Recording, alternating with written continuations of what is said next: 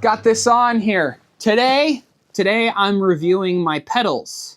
Okay, you got two different types of pedals. Clipless pedals, platform pedals. Today we're talking about these types of pedals, the flats. Okay, there's two different modes of thought on pedals. And I don't know if anyone's said this directly, but are pedals a ride and wear product like a tire or a grip? Or are pedals something you buy forever and you spend a lot of money, you buy once, you cry once?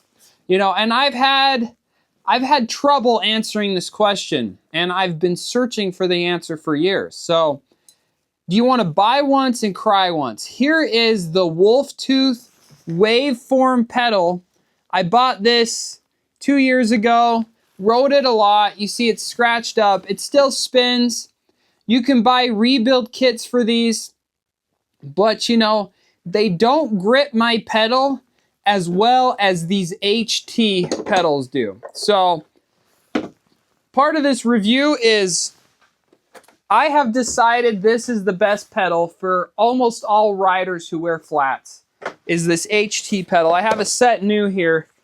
It's the L023 pedal, PA32A pedal. So this is the bot packaging for it, the H2 pedal, and the spin great. They're, I think, under $50. They're plastic or resin, whatever. The spikes actually work. And when I go through all these pedals, I'm going to explain why these are my favorite. Okay, so that's just where we're starting, is the pedal review. These are the winners. I'll cut through all that. So I've really wanted to have metal pedals that I buy once and I cry once, but I've ended up crying a ton of time, spending a lot of money on things. So this used to be the top dog. This is the Shimano, and it's the discontinued Saint model. It has the exact same bearings, exact same mold as the old Saint pedal. It's the GR500. And I thought these were going to be my solution. But after a month, I had a silver pair of these. The bearing went bust. What good is a pedal that this pedal weighs as much as both of these? So you can, this is like 700 gram pedal. And I was okay with the weight if it was sturdy, but it didn't hold up. The bearings went out on it. So I have a lot of these Shimano pedals sitting around, and I'm not a fan of them. I went down to St. George, and this new bike I have, I needed the Q factor wider. So I was looking on Amazon. I decided to try out a pedal set, and this is the RockBros pedal. And I opened the package. I went on one ride with these, and they're made to look just like the OneUp pedals that are plastic. They are not as good as the OneUp pedals. I'm sure they're like durable and they last as long, but the pins, my foot kept sliding off. And I went back to this. I was looking for an extra wide pedal. You see how much wider this pedal is? I was looking for an extra wide pedal to increase my Q factor. And it did that, but it was not grippy. These are 25 bucks. I guess they're a good deal for what you pay for, but they don't have any grip to them. And I would not recommend buying them. There's cheap pedals. I'll show you this cheaper versions. So if you want to spend 25, you can, but they're not going to be that grippy. They're not really great for real hard mountain biking. I'm sure they're reliable, but the grippy factor was very disappointing. So I ordered these Crankbrothers Stamp 3s, total magnesium, and the grip has been pretty good on them. The reason why I went with these, so I'm riding these on this bike. I'll show you a clip of me riding. The grip is great, and I love these. These are like 150 bucks. These are 50 bucks. But in this specific case, I wanted a wider pedal. And if HT made a wide pedal, I would be buying the wide pedal. But they don't make a wide pedal that's just like this one. So another great pedal is the SDG composite. It's a lot like the OneUp. You know, all these composite pedals, they last great. They work great until you bash up all the plastics and the pins start falling out. They run great.